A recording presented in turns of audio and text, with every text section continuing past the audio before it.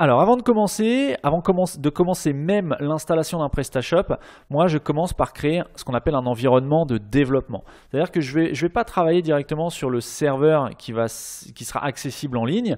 Soit tu mets en place un environnement de développement en local, donc si tu es sur PC ou Mac, tu télécharges XAMPP ou MAMP pour mettre en place un serveur virtuel sur ton ordinateur en local. Sinon, tu peux prendre un petit hébergement mutualisé ou un petit dédié en fonction de tes moyens et de ce que tu maîtrises déjà. Surtout, il faut rester très simple.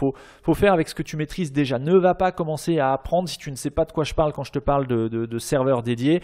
Ne cherche pas à mettre en place un serveur dédié. Si tu sais de quoi je parle et que tu as déjà mis en place un site sur un serveur mutualisé, contente-toi d'un serveur mutualisé. Et si tu n'as pas les moyens de mettre 2-3 € mensuels dans un serveur mutualisé, commence par développer ton projet en local en téléchargeant et en installant MAMP, M-A-M-P ou XAMPP, X-A-M-P.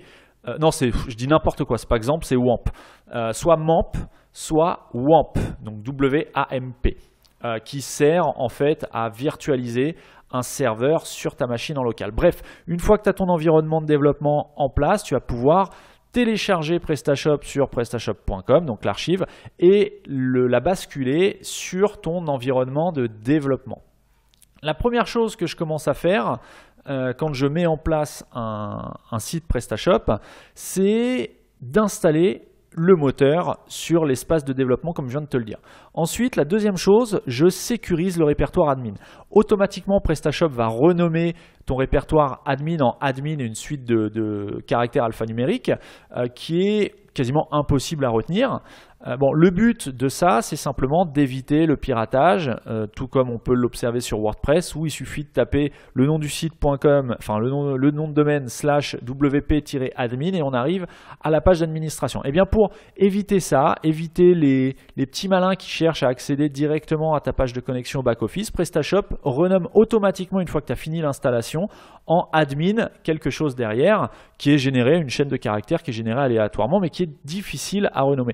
Moi, ce que j'ai l'habitude de faire, je mets admin suivi d'un nom commun que je connais, qui est en rapport peut-être avec le site que tu es en train de développer. Ça me permet de savoir exactement et de mémoriser le nom de mon répertoire admin. Ce que tu peux faire aussi, c'est de mettre autre chose que admin quelque chose. Tu peux très bien renommer ton espace d'administration en back-office et le nom de ton site derrière. Par exemple, tu mets ce que tu veux, mais bref, il faut modifier ça. En tout cas, ça permet de sécuriser tout en gardant un moyen mémotechnique de te souvenir de ton répertoire admin.